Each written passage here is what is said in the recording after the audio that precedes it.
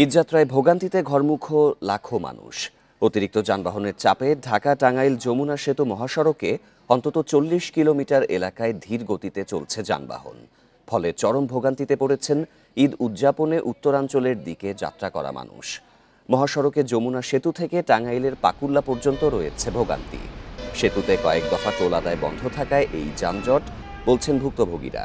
এর আগে বৃহস্পতিবার দিনভর ভোগান্তির রাতেও গাড়ির ধীরগতি ছিল এই মহাসড়কে।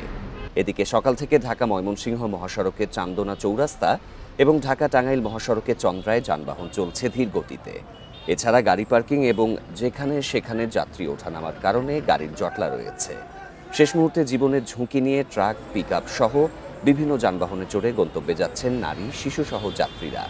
মহাসড়ক যানজটমুক্ত রাখতে বিভিন্ন মোড়ে কাজ করছে পুলিশ সহ আইন শৃঙ্খলা বাহিনীর সদস্যরা।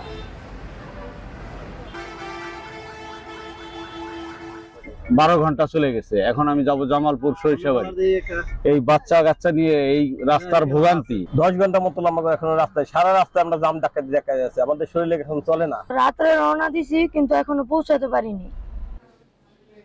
দেশের বৃহত্তম দুই সেতু পদ্মা ও যমুনা সেতুতে একদিনে সর্বোচ্চ টোল আদায় রেকর্ড হয়েছে। বৃহস্পতিবার এই দুই সেতু দিয়ে রেকর্ড সংখ্যক যানবাহন পারাপার হয়। রাত 12টা পর্যন্ত গত 24 ঘন্টায় পদ্মা সেতু দিয়ে 52,487টি যানবাহন পার হয়েছে। এতে সর্বোচ্চ 5,43,28,000 টাকা টোল আদায় হয়। এদিকে যমুনা সেতু দিয়েও গত 24 ঘন্টায় রেকর্ড 64,288টি যানবাহন চলেছে। টোল আদায় হয়েছে প্রায় 4,19,00,000 টাকা। সেতু চালুর পর এটাই সর্বোচ্চ টোল আদায় বলে জানিয়েছে সেতু কর্তৃপক্ষ।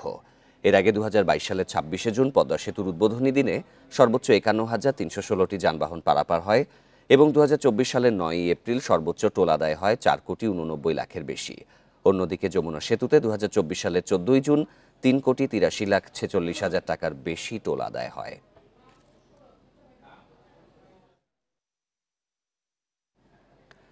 এই মুহূর্তে মহাসড়কের পরিস্থিতি জানাতে ঢাকা টাঙ্গাইল মহাসড়ক থেকে যোগ দিচ্ছেন সহকর্মী মামুনুর রহমান। মামুনুর, এই মুহূর্তে মহাসড়কের পরিস্থিতি কেমন দেখা যাচ্ছে? দীর্ঘ 40 কিলোমিটারের একটি যানজটের খবর পাওয়া গেছে। মূলত কি কারণে এই যানজট লাগলো? পরিস্থিতির কোনো উন্নতি হয়েছে কি?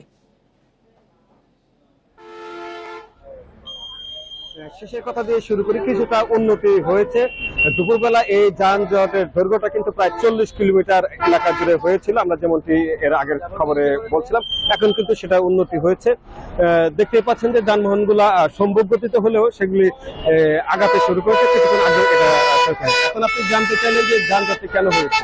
দেখুন, এই মহাসড়কে স্বাভাবিকভাবে 18 থেকে 20,000 যানবাহন চলাচল করে, কিন্তু গত রাত 12টা পর্যন্ত 64,000-এর উপরে যানবাহন চলাচল করেছে। অর্থাৎ যে যানবাহন স্বাভাবিক গতিতে চলে তার থেকে অন্তত 3 গুণ বেশি। এর বাইরে বলি, আপনি জানেন যে উৎসবমুখর পরিবেশে বিপুল সংখ্যক যানবাহন প্রয়োজন হয়, তখন অনেক বিদ্যুৎবিহীন যানবাহনও মহাসড়কে চলে আসে। আজকেও কিন্তু সেতুর উপরে বেশ কয়েকটি যানবাহন বিকল হয়েছে, দু একটি ছোট ছোট দুর্ঘটনার ঘটনা ঘটেছে। এই যানবাহনগুলি সরাতে বা এই যানবাহনগুলি ঠিক করতে কিছুটা সময় বেগ পেতে হয় এবং সময় লাগে। আর সেই সময়টাতে কিন্তু মহাসড়কের যে গাড়ির যে দীর্ঘ সারি দেখা যাচ্ছে, এই সারিগুলি সৃষ্টি হয় এবং তখন যারা এই মহাসড়কে ছিল তারা কিন্তু চরম ভোগান্তি নিয়ে এই মহাসড়কে চলাচল করছে। তো পুলিশের সাথে আমরা কথা বলেছিলাম যে এই বিষয়ে যানজট নিয়ে তাদের কি কাজ রয়েছে। আপনি জানেন যে এই মহাসড়কে যান চলাচল স্বাভাবিক রাখতে প্রায় 6 শতাধিক পুলিশ কিন্তু রয়েছে। পুলিশের পক্ষ থেকে যেটা বলা হচ্ছে সেটা হলো যে এই রাস্তাটুকু হচ্ছে 4 লেন, কিন্তু সেতুটি হচ্ছে 2 লেন। ফলে বিপুল সংখ্যক যানবাহন যখন সেতুতে চলে যায় তখন সেতুর ধান ক্ষমতা যেতে বেশি যানবাহন হওয়ার কারণে একটা গাড়ির দীর্ঘ সারির সৃষ্টি হয়, সেখান থেকে থেমে থেমে যানজট এবং পরবর্তীতে দীর্ঘ যানজটের সৃষ্টি হয়, যেটা আমরা গত বুধবার রাত থেকে দেখতে পেয়েছি। এইবারে টানা 2 দিন কিন্তু এই মহাসড়কে যানজট থাকলো এবং এখন যে অবস্থাটি আমরা দেখতে পাচ্ছি এবং বিভিন্ন পরিস্থিতিটা আসলে উন্নতি হোক, সেটাই সকলের কাম্য। ঢাকা টাঙ্গাইল মহাসড়কের পরিস্থিতি জানাচ্ছিলেন সহকর্মী মামুনুর রহমান। এবার জানাবো কোরবানির পশুর হাটের খবর।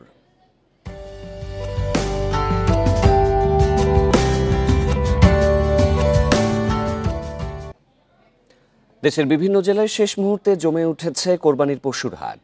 সবগুলো হাটেই বেচা কেনা ভালো। বড় পশু তুলনায় ছোট ও মাঝারি গরু বিক্রি হচ্ছে বেশি।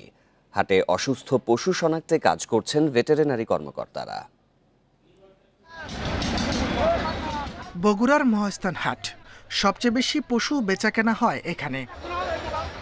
জেলায় স্থায়ী অস্থায়ী মিলিয়ে ১৬০টি হাটে চলছে পশু বেচাকেনা। এবারও ছোট ও মাঝারি গরুর চাহিদা বেশি। দাম নিয়ে মিশ্র প্রতিক্রিয়া ক্রেতা বিক্রেতাদের। অন্যান্য বছরের তুলনায় এবার একটু দাম কম, যারা কিনতেছে বা আমরা যারা কিনলাম দেখলাম যে মোটামুটি রিজনেবল আর কি। আগের তুলনায় বাজার অনেক কম। একই চিত্র চুয়াডাঙ্গার আলমডাঙ্গার গোকুলখালী হাটে। এছাড়া ৯ মাইল হাট ও ডুগডুগির হাট সহ ছোট বড় অন্তত ১২টি হাটেও বেচাকেনা ভালো। ব্যাপারীরাও খুশি, আপনার যারা বেশি আছে তারাও খুশি। আমি দুটো গরু বেচেছি, গরু বেচে খুশি, গরুতে আমার লাভ হয়ে গেছে। প্রতিটি হাটে অসুস্থ পশু শনাক্তে কাজ করছেন ভেটেনারি কর্মকর্তারা। নজরদারিতে আছেন প্রাণী সম্পদ কর্মকর্তারাও। আমাদের 4টি উপজেলাতে ভেটেনারি মেডিকেল টিম আছে, তারা ক্রেতা এবং বিক্রেতাকে সুন্দর পরামর্শ দিয়েছে।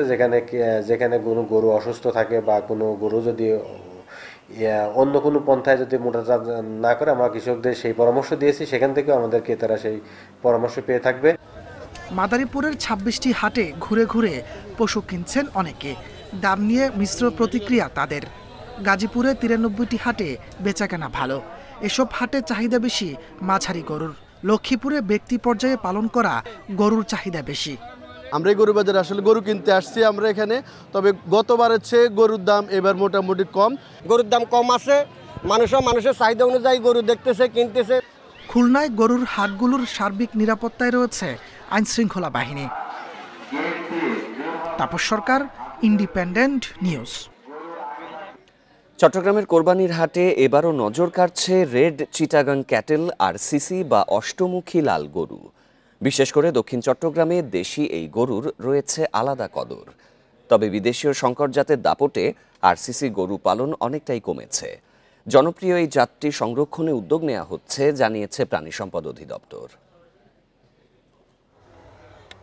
খাটো পা, গায়ের রং লাল, ওজন ২.৫ থেকে ৩ মণ। স্থানীয়রা কেউ বলেন লাল গরু, আবার কেউ বলেন অষ্টমুখী। প্রচলিত নাম রেড চিটাগাং ক্যাটেল বা আরসিসি। সৌন্দর্য আর গড়নের কারণে কোরবানির বাজারে এই জাতের গরুর ভালো চাহিদা। এসব গরু বেশিরভাগই গৃহস্থ বাড়িতে প্রাকৃতিক পরিবেশে পালন হওয়ায় মোটা তাজাকরণের আলাদা ঔষধ ব্যবহারের ঝুঁকি নেই। যে দেশি লাল গরুগুলো ওরা একটু বেশি রাইট সাপোর্ট করে, যেমন ধরো কম টাকার মধ্যে লাল গরু পাওয়া যায়, মানে ৮০,০০০, ৯০,০০০ টাকা, ১,২০,০০০ টাকা। যেগুলো বড় গরু হচ্ছে বলদ খোঁজ, সেগুলো তো অনেক দামি গরু, ৮ মণ ১০ মণ গরু, ওগুলো একটু চাহিদা একটু কম। গবেষকরা বলছেন রেড চিটাগাং ক্যাটেলের রোগ প্রতিরোধ ক্ষমতা তুলনামূলক বেশি, চামড়ার মানও ভালো। এছাড়া মাঝারি আকারের এই গরু মধ্যবিত্তের সামর্থ্যের মধ্যেই থাকে। তবে দুধ ও মাংস উৎপাদন বাড়াতে বিদেশি জাতের সাথে সংকরায়ন করায় কমছে এই গরুর সংখ্যা। হাটহাজারীতে একটি আরসিসি গরুর ফার্ম তৈরি করা হচ্ছে এবং কোনো এনজিও বা কোনো প্রতিষ্ঠান কর্তৃক আরসিসি খামারি করা হচ্ছে। তবে এর জন্য আরও সরকারিভাবে অধিকতর উদ্যোগ গ্রহণ করতে হবে এবং মানুষকে উদ্বুদ্ধ করতে হবে। এই দেশি গরুর জাতটি সংরক্ষণে গৃহস্থদের বিশেষ প্রশিক্ষণ দেওয়া হচ্ছে জানিয়েছে জেলা প্রাণী সম্পদ অধিদপ্তর। এর বাইরে সরকারিভাবেও আরসিসি গরু পালনের উদ্যোগ নেওয়া হচ্ছে। আমাদের চট্টগ্রামে যে হাটহাজারী ডেইরি খামার আছে, এটাকে আমরা স্পেশালি এই জন্য তৈরি করতেছি এবং আমরা ভবিষ্যতেও এই জাতটাকে আরও কীভাবে সুরক্ষা দেওয়া যায় সে বিষয়ে আমরা কাজ করতেছি। এবার চট্টগ্রামের কোরবানি বাজারে ২০,০০০ রেড চিটাগং ক্যাটল জাতের গরু এসেছে বলে জানিয়েছেন কর্মকর্তারা। অনুপম শীল, ইন্ডিপেন্ডেন্ট নিউজ, চট্টগ্রাম। এবারে কোরবানির পশুর হাটের পরিস্থিতি নিয়ে জানাতে চট্টগ্রাম ও বগুড়া থেকে যোগ দেবেন সহকর্মীরা। শুরুতেই যাব চট্টগ্রামে, সেখানে আছেন সহকর্মী অনুপম শীল। অনুপম, চট্টগ্রামের হাটে কোন জাতের গরুর আধিক্য বেশি দেখা যাচ্ছে? দামের ক্ষেত্রে ক্রেতা বিক্রেতারা কি বলছেন? একেবারেই শেষ মুহূর্তের যে কেনাবেচা সেটি চলছে চট্টগ্রামের হাটগুলোতে। আমরা এখন আছি চট্টগ্রামের নূরনগর হাউজিং মাঠের যে হাট, অস্থায়ী হাট যদিও এটি, সেখানে, এবং ইতিমধ্যে এখানে শেষ মুহূর্তে যেটি কেনাকাটার কথা বলছিলাম সেটি বেশ জমে উঠেছে। এখানে বিক্রেতারা যেটি বলছেন যে আজকে দুপুরের পর থেকে কিন্তু বেশ ভালো দামেই এখানে তারা তাদের কোরবানির পশুগুলো বিক্রি করছেন এবং মূলত গত পরশু পর্যন্ত বৃষ্টির কারণে অনেকেই চট্টগ্রামের যারা কোরবানি দাতা তারা গরু বা পশু কিনতে পারেননি। তবে গতকালকে প্রচুর পশু বিক্রি হয়েছে। আজকে সকালের পর থেকে যারা মূলত বিভিন্ন কারণে ছুটিতে চট্টগ্রামের বাইরে ছিলেন, ছুটিতে তারা চট্টগ্রামে এসেছেন, তারা আজকে আবার এই সর্বশেষ সময়ে এসে এই পশু কিনছেন এবং এই কারণে আসলে বাজারে যথেষ্ট ভিড় আছে। তবে একটি বিষয় আমরা লক্ষ্য করছি যে এখানে মাঝারি এবং ছোট আকারের গরুর চাহিদাই সবচেয়ে বেশি এবং সেগুলোর দাম একটু চড়া, অর্থাৎ আমরা দেখছি যে 1 লাখ থেকে 1.5 লাখ টাকার মধ্যে যে সমস্ত গরু আছে সেগুলোর চাহিদাই সবচেয়ে বেশি এবং ওজনে 3 থেকে 4 মণ যে গরুগুলো আছে সেগুলোর চাহিদা বেশি। তবে বড় আকারের গরু অর্থাৎ 7-8 মণ ওজনের যে গরুগুলো আছে এবং যেগুলোর দাম 2.5 লাখ টাকার উপরে, সেই গরুগুলোর কিন্তু এই বছর চাহিদা কিছুটা কম এবং ব্যাপারীরা কিন্তু এখনো তারা অপেক্ষা করছেন এবং অনেক ব্যাপারী কিন্তু কিছুটা হতাশ, বড় গরুর মালিকরা যারা নিয়ে এসেছেন বাজারে। এবং এক্ষেত্রে আমরা গরুর বাজারগুলোতে আমরা আজকে সারা রাত ধরেই আসলে এই কেনাবেচা চলবে এবং আমরা বাজারগুলোতে দেখেছি যে গত কয়েকদিন ধরেই চট্টগ্রাম মেট্রোপলিটন পুলিশের বেশ তদারকি আমরা লক্ষ্য করেছি। এছাড়া আইনশৃঙ্খলার অন্যান্য উইংগুলো যারা আছে তারাও কিন্তু বেশ ভালো একটি পরিস্থিতি আমরা এখনো পর্যন্ত দেখছি বাজারে এবং প্রত্যেকটি বাজারেই জাল নোট শনাক্তকরণ বুথ বসানো হয়েছে বিভিন্ন ব্যাংকের পক্ষ থেকে এবং সিটি কর্পোরেশনেরও কিন্তু একটা নজরদারি আমরা এবার একটা বেশ সুষ্ঠু পরিবেশ আমরা বাজারে লক্ষ্য করেছি। আমাদের সাথেই থাকবেন। এবারে বগুড়ার হাটের পরিস্থিতি জানাতে যোগ দিচ্ছেন সহকর্মী জজিফ হোসেন। জজিফ, বগুড়ায় যে হাটগুলো রয়েছে সেখানকার ব্যবস্থাপনা কেমন দেখা যাচ্ছে? শেষ দিনে বেচাকেনা কেমন জমে উঠেছে? দেখুন, রাত পোহালেই কিন্তু ঈদুল আজহা যে কুরবানি সেটাই সবাই ঈদ উদযাপন করবে মুসলিম উম্মার যারা রয়েছেন এবং এই শেষ মুহূর্তে যে কেনাবেচা চলছে আসলে কুরবানির পশু, সেই আমি এখন বর্তমানে রয়েছি বগুড়া সদরের বগুড়া শাহজাহানপুরের সুলতানগঞ্জ হাটে। সেই সুলতানগঞ্জ হাটে এসে আমি এই বিকেলবেলা আমি যেটা দেখতে পাচ্ছি যে আসলে এখানে কুরবানির পশু অর্থাৎ গরু, ছাগল, ভেড়া এবং অন্যান্য যে পশুগুলো রয়েছে সেগুলো কিন্তু বেশ আমদানি হয়েছে এবং ক্রেতারাও কিন্তু এখানে এসেছেন তাদের সাধ্যমতো যে পশুটি সেটি তারা ক্রয় করবেন। তো এই মুহূর্তে আমরা আসলে দেখেছি যে বড় সাইজের যে গরুগুলো রয়েছে সেই বড় গরুগুলো কিন্তু খুব একটা বেশি কেনাবেচা হচ্ছে না। মাঝারি মানের যে গরুগুলো রয়েছে সেগুলোই কিন্তু বেশি দৃষ্টি কাটছে ক্রেতা সাধারণত। আমরা এখানে এসে হাট ইজারাদারদের সাথে কথা বলে যেটি জানার চেষ্টা করেছি যে এবার আসলে তাদের হাটের বেচা কেনা কেমন হচ্ছে। তারা যেটি জানিয়েছেন যে এবার আসলে গেল বারের তুলনায় তাদের যে বেচা কেনা সেটি কিন্তু অনেকটাই কম এবং এখানকার যে যারা ক্রেতা রয়েছেন তারা বলছেন যে নাগালের মধ্যে থাকলেও এইবার কিন্তু আসলে যে পরিমাণ আশানুরূপ তারা পশু দেখতে চেয়েছিলেন সেটি কিন্তু তারা পাচ্ছেন না এবং একই সাথে বিক্রেতারাও যেটি বলছেন যে তারা এবার গোখাদ্যের যে দাম এবং অন্যান্য যে বিষয়গুলো ছিল সেগুলোর ক্ষেত্রে আসলে তারা কুরবানির পশুর যে দাম সেটি তারা পাচ্ছেন না, এই বিষয়গুলো কিন্তু তারা অভিযোগ করেছেন। তো আমরা এখানে প্রত্যেকটি হাটে ঘুরেছি এবং দেখেছি এখানকার যারা যে স্থায়ী এবং অস্থায়ী হাটগুলো রয়েছে সেই স্থায়ী এবং অস্থায়ী হাটগুলোতে আসলে জাল নোট পরীক্ষা করার মেশিন সহ এখানে সেনাবাহিনীর সদস্য, পুলিশের সদস্যরা নিয়োজিত আছেন এবং এখানে হাটের যারা ইজারাদার রয়েছে তারাও কিন্তু তত্ত্বাবধান করছেন। কিন্তু একটি বিষয় আমরা দেখেছি যে অস্থায়ী যে হাটগুলো রয়েছে সেখানে কিন্তু হাসিল বেশি নেওয়া হচ্ছে বলে আমরা অভিযোগ পেয়েছি ক্রেতা এবং বিক্রেতাদের কাছ থেকে। তো এই বিষয় নিয়ে আসলে কুরবানির পশুর এই মুহূর্তে আমার কাছে ছিল বগুড়ার শেষ মুহূর্তের পরিস্থিতি। চট্টগ্রাম ও বগুড়া থেকে কুরবানির পশুর হাটের খবর জানাচ্ছিলেন সহকর্মীরা। পবিত্র ঈদুল আজহা উদযাপনে উৎসব মুখর সারা দেশ। এরই মধ্যে শেষ হয়েছে পশু কেনা সহ সব ধরনের প্রস্তুতি। ঈদ জামাতের জন্য প্রস্তুত ঈদগাঁও। এবার জাতীয় ঈদগাহে ঈদের প্রধান জামাত অনুষ্ঠিত হবে সকাল 7:30টায়। এছাড়া জাতীয় মসজিদ বাইতুল মোকাররমে সকাল 7টা থেকে শুরু হয়ে অনুষ্ঠিত হবে ঈদের 5টি জামাত। বরাবরের মতো এবারও ঈদুল আজহার প্রধান জামাত হবে জাতীয় ঈদগাহ ময়দানে সকাল 7:30টায়। এতে অংশ নেবেন প্রধান উপদেষ্টা পরিষদের সদস্য, প্রধান বিচারপতি, রাজনীতিবিদ সহ বিভিন্ন শ্রেণী পেশার 35,000 মানুষ। আবহাওয়া অনুকূলে না থাকলে ঈদের প্রধান জামাত হবে জাতীয় মসজিদ বাইতুল মোকাররমে। সকাল 7টা থেকে পৌনে 11টা পর্যন্ত অনুষ্ঠিত হবে মোট 5টি জামাত। ঢাকা বিশ্ববিদ্যালয় কেন্দ্রীয় মসজিদে সকাল 7:30টা ও সকাল 8:30টায় দুটি জামাত হবে। সংসদ ভবনের দক্ষিণ প্লাজায় জামাত হবে সকাল 8টায়। এছাড়া রাজধানীর শতাধিক ঈদগাহ এবং 1,500-এর বেশি মসজিদে হবে ঈদের জামাত।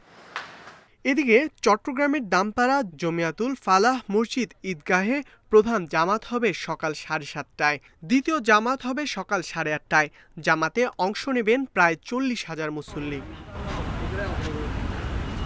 রাজশাহীতে সকাল 7:30টায় ঈদের প্রধান জামাত হবে হযরত শাহ মখদুম কেন্দ্রীয় ঈদগাহে।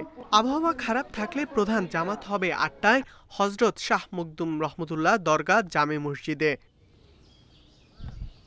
বরিশালে ঈদের প্রধান জামাত হবে হেমায়েতুদ্দিন ঈদগাহ ময়দানে। ময়মনসিংহের আঞ্জুমান ঈদগাহ মাঠে প্রধান জামাত হবে সকাল 7:30টায়। খুলনায় প্রধান জামাত অনুষ্ঠিত হবে সকাল 7:30টায় সার্কিট হাউস ময়দানে। আবহাওয়া প্রতিকূলে থাকলে খুলনা টাউন জামে মসজিদে অনুষ্ঠিত হবে ঈদ জামাত। ইকরামুল কবির, ইন্ডিপেন্ডেন্ট নিউজ, ঢাকা। ঈদুল আজহার নামাজ উপলক্ষে দেশের বড় দুই ঈদগাহ ময়দান কিশোরগঞ্জের শোলাকিয়া ও দিনাজপুর গড়ে শহীদে চলছে শেষ মুহূর্তের প্রস্তুতি। শোলাকিয়ায় সকাল 9টায় আর দিনাজপুরে 8:30টায় হবে ঈদ জামাত। ঈদ জামাতকে ঘিরে নিরাপত্তা ব্যবস্থার সর্বোচ্চ গুরুত্ব দিয়েছে প্রশাসন। কিশোরগঞ্জের ঐতিহ্যবাহী শোলাকিয়া ঈদগাহ মাঠে এবার অনুষ্ঠিত হবে ঈদুল আজহার 198তম জামাত। মাঠে দাগ কাটা, বালু ফেলা, দেয়ালে রং করা সহ শোলাকিয়া ময়দানকে জামাতের উপযোগী করার কাজ প্রায় শেষ। ঈদের দিন সকাল 9টায় শুরু হবে জামাত। দূর দূরান্তের মুসল্লিদের জন্য বরাবরের মতো শোলাকিয়া স্পেশাল নামে দুটি বিশেষ ট্রেনের ব্যবস্থা করেছে রেল কর্তৃপক্ষ। মুসল্লিদের জন্য প্রস্তুত স্বেচ্ছাসেবক ও কয়েকটি মেডিকেল টিম। বড় জামাতের মধ্যে নামাজ পড়লে এটা মনে একটা প্রফুল্লতা, আর এটা শোলাকিয়া মানে মধ্যে আলহামদুলিল্লাহ আমরা পাই। ছোটবেলা থেকে মানে নামাজ পড়ি, দাদার সাথে প্রথমে নামাজ পড়ছি, পরে বাবার সাথে, পরে আমরা নিজে এবং আমরা ছেলে মেয়েদেরকে নিয়ে আসি। এখন নিশ্চিত নিরাপত্তার ব্যবস্থা রাখা হয়েছে, ফায়ার সার্ভিস আছে, যদি অগ্নিকাণ্ড বা অন্য কোনো ধরনের দুর্ঘটনার আশঙ্কা যেহেতু থেকেই যায় সেই বিষয়গুলোতে দেখার জন্য ফায়ার সার্ভিসও এখানে তাদের টিম থাকবে। দিনাজপুরের গোড়ে শহীদ বড় ময়দানেও মাঠ পরিষ্কার, লাইন টানানো, মিনার পরিষ্কার, অজুখানা, টয়লেট, তোরণ নির্মাণের কাজ প্রায় শেষের পথে। জেলা প্রশাসনের পক্ষ থেকে মুসল্লিদের নিরাপত্তা সহ সব সুযোগ সুবিধা নিশ্চিতে প্রয়োজনীয় ব্যবস্থা গ্রহণ করা হয়েছে। ধর্মপ্রাণ মুসল্লিকে এখানে মানানসই পরিবেশে তাদের এখানে প্রবেশ করাবো। ইনশাল্লাহ কোনো রকমের ঝুঁকি আমাদের নাই, আমাদের কোনো এরকম ঝুঁকিপূর্ণ অবস্থা তৈরি হতে পারে এরকম আমাদের কোনো আশঙ্কা নাই। আমরা ইনশাল্লাহ শতভাগ প্রস্তুত আছি। গোরে শহীদ ময়দানে ঈদুল আজহার প্রধান জামাত হবে সকাল 8:30টায়। মাঠের সার্বিক নিরাপত্তায় থাকবে 4 স্তরের নিরাপত্তা বলয়। রেশমি নন্দী, ইন্ডিপেন্ডেন্ট নিউজ। সৌদি আরব সহ মধ্যপ্রাচ্যের দেশগুলোর সাথে মিল রেখে বিভিন্ন জেলায় পবিত্র ঈদুল আজহা উদযাপিত হচ্ছে। চাঁদপুরের হাজীগঞ্জে সাদরা দরবার শরীফ সহ জেলার প্রায় অর্ধশত গ্রামের মানুষ ঈদ উদযাপন করছেন। লক্ষ্মীপুরের রামগঞ্জ, রায়পুর এবং সদর উপজেলার বশিকপুর সহ 11টি গ্রামের কয়েক হাজার মুসল্লি ঈদ উদযাপন করছেন। পটুয়াখালীতেও ঈদের নামাজ আদায় করেছেন 35টি গ্রামের 25,000 মানুষ। এদিকে কলাপাড়ায় সৌদি আরবের সাথে মিল রেখে 8 গ্রামের 10,000 মানুষ ঈদ উদযাপন করছেন। এছাড়া চট্টগ্রাম, রাজশাহী, ঝিনাইদহ, নোয়াখালী, লালমনিরহাট, সাতক্ষীরা, মুন্সিগঞ্জ, ফরিদপুর ও শেরপুরেও ঈদের নামাজ আদায় করেছেন কয়েকটি গ্রামের মুসল্লিরা।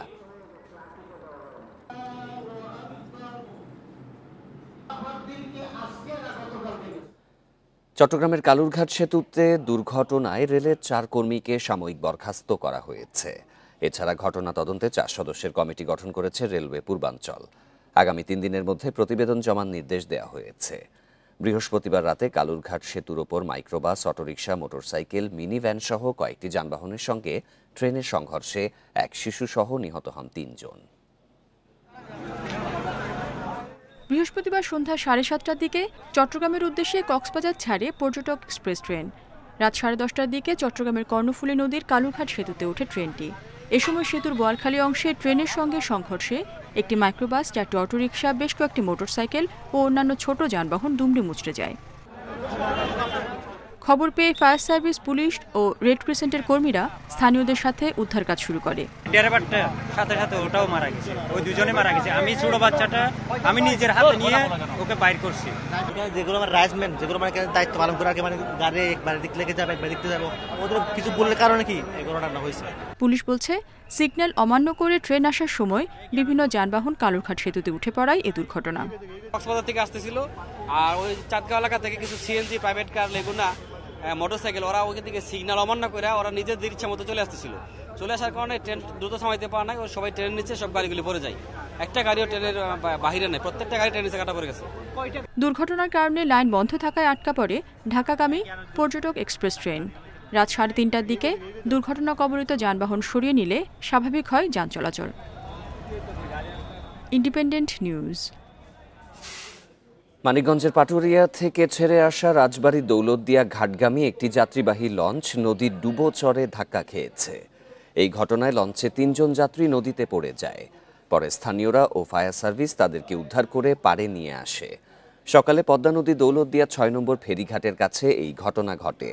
আহতদের গোয়ালন্দ উপজেলা স্বাস্থ্য কমপ্লেক্সে চিকিৎসা দেয়া হচ্ছে। নৌপুলিশ জানায় সকাল 8:30টার দিকে মানিকগঞ্জের পাটুরিয়া ঘাট থেকে যাত্রী বোঝাই করে রাজবাড়ী দৌলতদিয়ার উদ্দেশ্যে ছেড়ে আসে লঞ্চ এমভি ব্ল্যাকবোর্ড। দৌলতদিয়ায় 6 নম্বর ফেরিঘাট এলাকায় পৌঁছালে ডুবোচরের সঙ্গে ধাক্কা খায় লঞ্চটি। সে সময় 3 জন যাত্রী নদীতে পড়ে যায়। তাৎক্ষণিক স্থানীয়রা ও ফায়ার সার্ভিস তাদের উদ্ধার করে পাড়ে নিয়ে আসে। এই ঘটনায় কোনো যাত্রী নিখোঁজ নেই।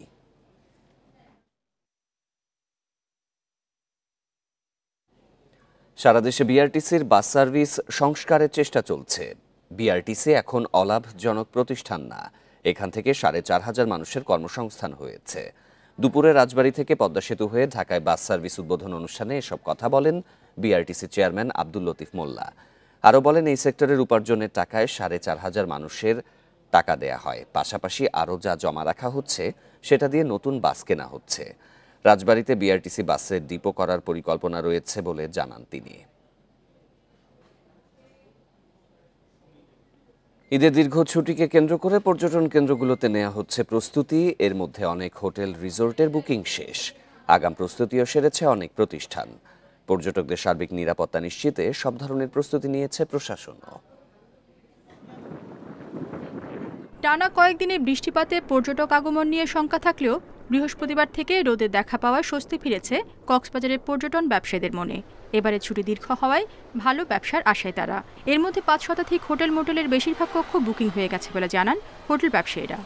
পর্যটন মৌসুমকে সামনে নিয়ে প্রতি বছরের নিয়ে এই বছরও প্রত্যেকটা হোটেলের রিনোভেশনের কাজ হয়েছে এবং শ্বাস রব কক্সবাজারে প্রচুর পর্যটকের সমাগম করবে। আবহাওয়া ভালো থাকলে এবারে টানা বন্ধে খাগড়াছড়ি ও রাঙামাটির সাজেকে লক্ষাধিক পর্যটক সমাগম হবে বলে আশা ব্যবসায়ীদের। পর্যটন কেন্দ্রগুলোতে চলছে মেরামত ও সংস্কারের কাজ। শিশুদের কিড জোন এবং লেক সহ আরও অন্যান্য অনেক কিছুই আছে দেখার মতো। তো আমরা আশা করতেছি যে অন্যান্য বারের মতো এবারও পর্যটকের এই সমাগমটা একটু বাড়বে। সব ধরনের প্রস্তুতি নেওয়া আছে, যেহেতু ঈদুল আজহাতে মোটামুটি টুরিস্ট ঢুকেই খাগড়াছড়িতে। পর্যটকদের বরণ করে নিতে প্রস্তুতি নিয়েছে সিলেটের হোটেল মোটেলগুলো। এর মধ্যে বেশিরভাগ হোটেল মোটেলের 80% বুকিং হয়ে গেছে। জেলা পুলিশ ও হাইওয়ে পুলিশের সাথে সমন্বয় করে পর্যটকদের নিরাপত্তা দিতে প্রস্তুত ট্যুরিস্ট পুলিশ। প্রতি বছরই ঈদ বা বিভিন্ন বন্ধতে বাংলাদেশের সব প্রান্ত থেকে পর্যটকরা সিলেটে পর্যটনে আসেন। এবারও ইনশাল্লাহ আমরা আশা করতেছি বিপুল সংখ্যক পর্যটক আসবেন, যেহেতু এবার লম্বা বন্ধটা অনেক বড় লম্বা বন্ধ। টুরিস্টরা যেন নির্দ্বিধায় যেন তারা যাতায়াত করতে পারে সে ব্যাপারে হাইওয়ে পুলিশের সঙ্গে আমরা যোগাযোগ রক্ষা করার চেষ্টা করতেছি। আমাদের একটাই কথা যে এখানে যারা টুরিস্ট যারা আসবে তারা নির্বিঘ্নে যেন এখানে চলাফেরা করতে পারে, কোনো দিনে প্রতিবন্ধকতা সৃষ্টি না হয়। 9 থেকে 13 জুন পর্যন্ত মৌলভীবাজারেও সব হোটেল রিসোর্টে আগাম বুকিং শেষ। পর্যটন সংশ্লিষ্ট প্রতিষ্ঠানগুলোতে ঈদের ছুটিকে সামনে রেখে চলছে আগাম প্রস্তুতি। রেশমি নন্দী, ইন্ডিপেন্ডেন্ট নিউজ। দেশের সর্ববৃহৎ আমবাজার চাঁপাইনবাবগঞ্জের কানসাটে কেজি দরে আম কেনা বেচার সিদ্ধান্ত নেওয়া হয়েছে। আড়তসহ বাজারগুলোতে ওজন বিড়ম্বনা এড়াতে রাজশাহী বিভাগীয় কমিশনারের কার্যালয় এই সিদ্ধান্ত নিয়েছে। বৃহস্পতিবার রাতে রাজশাহী বিভাগীয় কমিশনারের কার্যালয় থেকে এক প্রেস নোটে এই তথ্য জানানো হয়েছে। প্রেস নোটে বলা হয়, রাজশাহীর বিভিন্ন আড়তে এবং বাজারে পাইকারি 1 মণ আম কেনার ক্ষেত্রে অতিরিক্ত 12 থেকে 14 কেজি নেওয়া হয়। এতে ক্ষতিগ্রস্ত হচ্ছেন চাষিরা। এই অবস্থায় রাজশাহী বিভাগের সব জেলায় কেজি দরে আম কেনা বেচার সিদ্ধান্ত নেওয়া হয়েছে।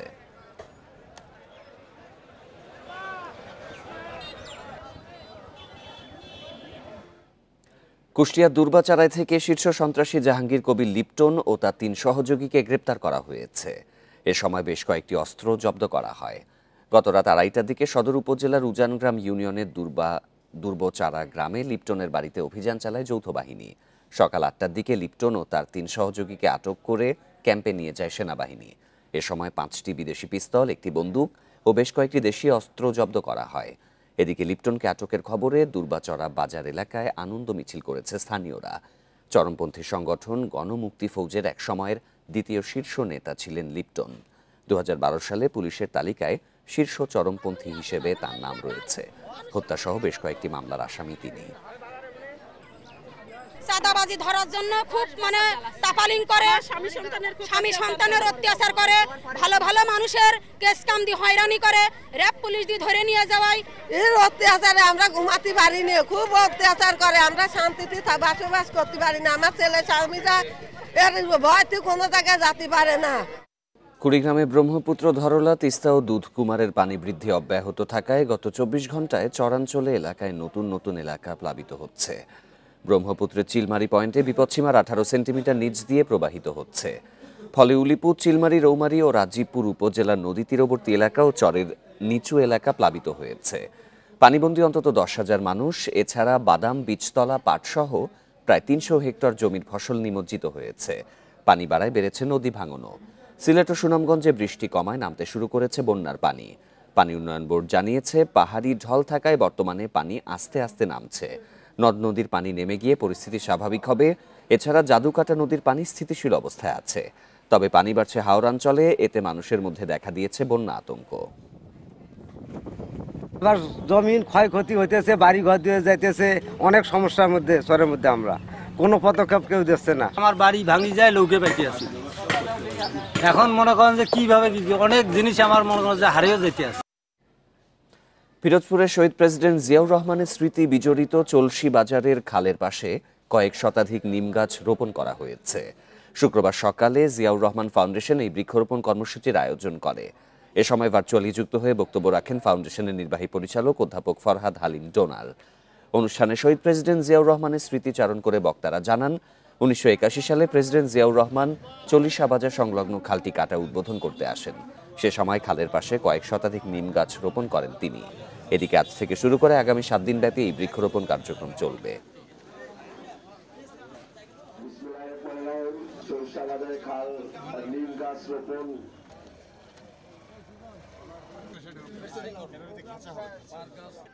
আমরা ইনশাআল্লাহ এই অঞ্চলেও যেমন তার আগ থেকে